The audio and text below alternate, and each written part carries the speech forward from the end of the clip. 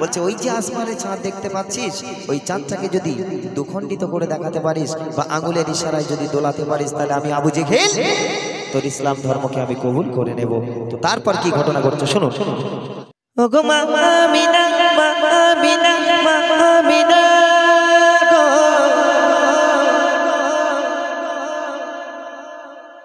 ওগো মা আমিনা, ওগো মা আমিনা, ওগো মা আমিনা করে কোন সাধনা, ওগো মা আমিনা করে কোন সাধনা পেলে এমন রত্ন খাজানা।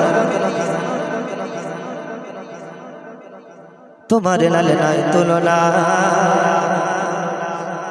তোমার লাল নাই তুলনা,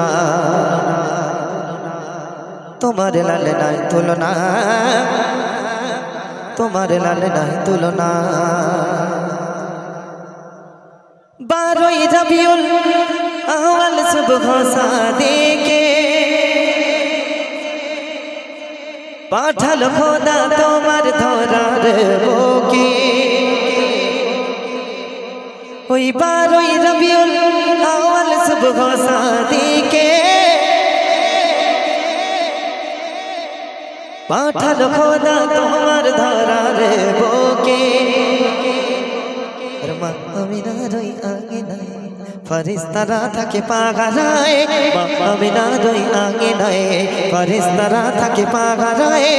তোমার নূরের ছোটায় সব চমকে যায়, তোমার নূরের ছোটায় সব চমকে যায়, তোমার নূরের ছোটায় সব চমকে যায়। ধন্য হয় সারা জামানা, সারা জামানা।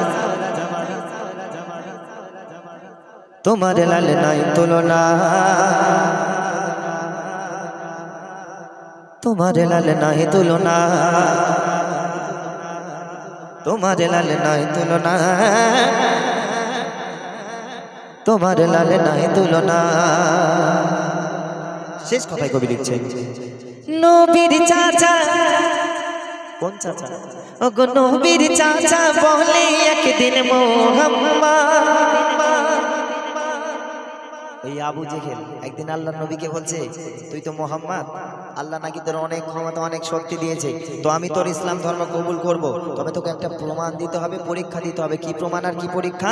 বলছে ওই যে আসমানে চাঁদ দেখতে পাচ্ছিস, ওই চাঁদটাকে যদি দুখণ্ডিত করে দেখাতে পারিস বা আঙুলের ইশারায় যদি দোলাতে পারিস, তাহলে আমি আবু জেহেল তোর ইসলাম ধর্মকে আমি কবুল করে নেব। তো তারপর কি ঘটনা ঘটছে শুনুন।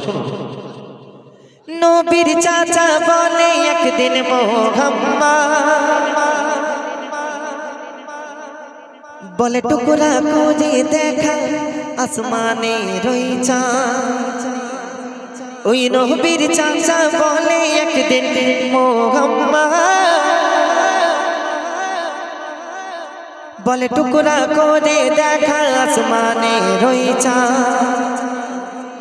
যদি চাঁদকে করিস তুই দুভা, তোকে মানব বলে নবী মুহাম্মদ। যদি চাঁদকে করিস তুই দুভা, মানব বলে নবী মুহাম্মদ। তখন নবীর আঙুলের ইশারায় চাঁদ টুকরা হয়, নবীর আঙুলের ইশারায়, নবীর আঙুলের ইশারায় চাঁদ টুকরা হয়। ধন্য হয় সারা জামানা, সারা জামানা। তুলনা তোমার লাল নাই তুলনা, ও গো মা আমিনা তুমি ধন্য,